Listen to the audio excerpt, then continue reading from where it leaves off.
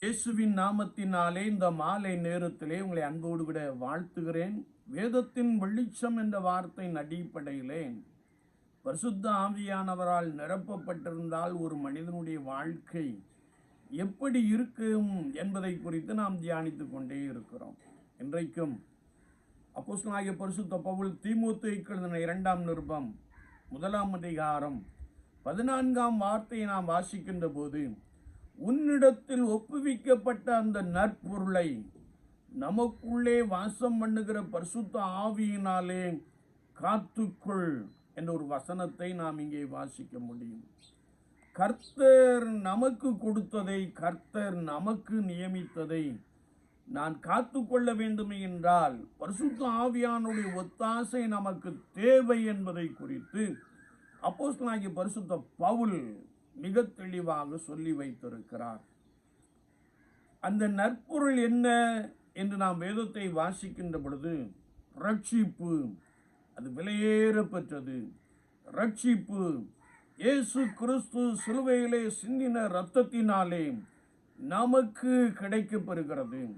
ரட்சிப்பு தகுதியில்லாத என்னை ஆண்டவர் தம்முடைய பரிசுத்த இரத்தத்தினாலே கழுவி தகுதிப்படுத்துகிற ஒரு விலையேற பெற்ற கிருபையை கர்த்தர் நமக்குள்ளே கொடுக்கிற ஒரு அனுபவம்.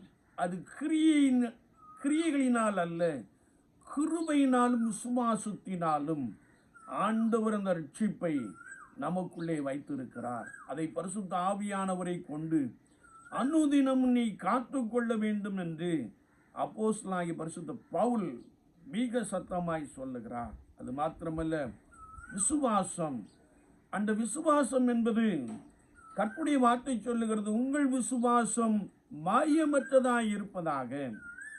பவுல் இன்னும் சொல்லுகிறார், நான் விசுவாசித்திருக்கிறவர் இன்னார் என்று அறிவேன் என்று சொல்லி இருக்கிறார். எனவே விசுவாச வாழ்க்கையிலே பரிசுத்த ஆவியானவரை கொண்டு கர்த்தர் நமக்கு கொடுத்திருக்கிற விசுவாசத்தை காத்து கொள்ள வேண்டும் என்று வேதம் சொல்லுகிறது. நாம் 1 கொரிந்தியர் 12ஆம் அதிகாரத்திலே வாசிக்கின்ற பொழுது, அந்த ஆவியினாலே விசுவாசம் என்பதை நாம் மறந்து போக வேண்டாம். 3ஆவதாக அன்பு, உங்கள் அன்பு மாயமற்றதாய் இருப்பதாக. உலக சிநேகம் கர்த்தருக்கு விரோதமான பகை என்பதை நாம் இன்னும் தெளிவாய் அறிந்திருக்கிறோம். என்னை கேட்டுக்கொண்டிருக்கிற என் அன்பு சகோதரனே, சகோதரியே, நாம் பரிசுத்த ஆவியானவரால் நிரப்பப்பட்டு இருக்கின்ற பொழுது கர்த்தர் நமக்கு கொடுத்த ரட்சிப்பை நாம் காத்துக்கொள்ளுகிறோம். கர்த்தர் நமக்குள் வைத்திருக்கிற விசுவாசத்தை நாம் காத்துக்கொள்ளுகிறோம். கர்த்தர் நம்முடைய இருதயத்திலே ஊற்றப்பட்டிருக்கிற அந்த அன்பை நாம் வாரி வணங்குகிற ஒரு நபராக காணப்படுகிறோம். எனவே நீங்கள் இந்த பரிசுத்த ஆவியானவருடைய வல்லமையினாலே நிரப்பப்பட்டு இருப்பீர்கள் என்றால் இந்த கிருபைகளை, இந்த நற்சகாயத்தை நீங்கள் காத்துக்கொள்ளுகிற மனிதனாய், மனுஷியாய் காணப்படுவீர்கள். கர்த்தர் உங்களோடு இருந்து உங்களை பலமாய் நடத்துவார். ஆமேன், ஆமேன்.